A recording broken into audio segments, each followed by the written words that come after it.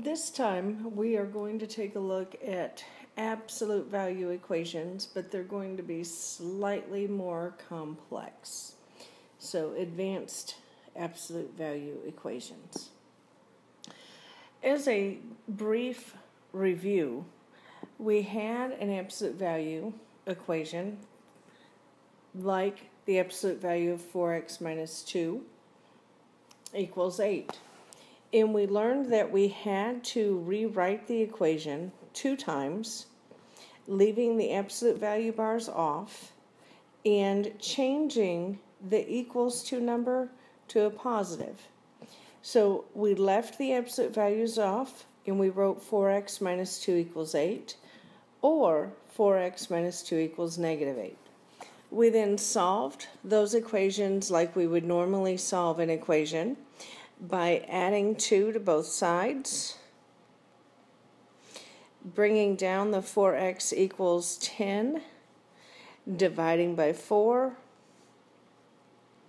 and having a solution of x equals 10 over 4, and that fraction reduces to 5 over 2. And we did the same thing for the other side. For the other equation. We added 2 to both sides. We had 4x equals negative 6. We divided by 4, and we had x equals negative 6/4, which is actually equal to negative 3 over 2. So our two solutions were 5/2 and negative 3/2. Today they're going to be a little more complicated. We notice that we have an equation with the absolute value of 3x plus 1 minus 3 equals 6. The minus 3 is not part of the absolute value. It is part of the equation, but it's not inside those bars. So we have to move it first. And of course, we move a minus number by adding. So we're going to add 3 to both sides. And we write our new equation as still the absolute value of 3x plus 1. But this time it equals 9. To continue, we now can rewrite without the absolute value bars. So we have our 3x plus 1 equals 9, or the 3x plus 1 equals negative 9. Notice that it doesn't say that it equals 6, which is what the original equation said. We use 9 and negative 9 this time.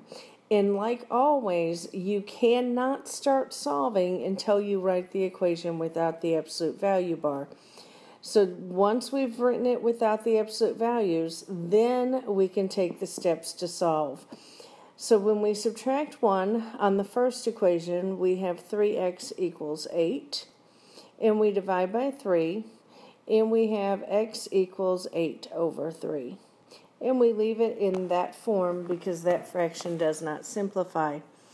We do the same thing to the other equation, and we have 3x equals negative 10.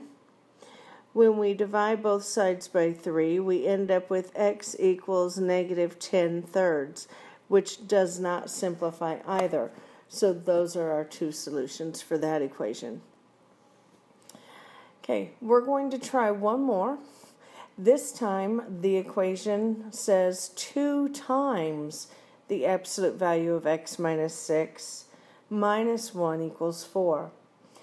We have to have the absolute value itself isolated. So the first thing we need to get rid of is that minus 1. And we get rid of a negative 1 by adding 1 to both sides. We end up with 2 times the absolute value of x minus 6 equals 5. Notice that the absolute value bars are still in the equation. So now we have to undo the multiplication. In order to finish solving this equation, we cannot have anything outside of the absolute value. So we undo multiplication using division. And this time, 2 divided by 2 cancels. We have the absolute value of x minus 6 equals 5 over 2. And it's perfectly acceptable to leave that as 5 over 2. And I went through here and need to change these because I was thinking something else when I wrote those answers in. So let me change those now to say 5 over 2, 5 over 2, and negative 5 over 2. Because now we have rewritten it without the absolute value bars. Once we rewrite without absolute value, we can go ahead and make the addition of 6 to both sides of the equation. X equals, basically 5 over 2 is the same as 2.5, and 2.5 plus 6 is 8.5. And we add 6, and we add 6 to the second equation. We have x equals, we have a negative 2.5 plus 6, so that would be a positive 3.5. And those are our two solutions. Your turn. Pause the video at this time. Solve this equation. When you finish, hit play again and continue on to pause the video a second time to solve this equation. And when you have finished that one, then you can go ahead and show Miss Kehrli what you've got.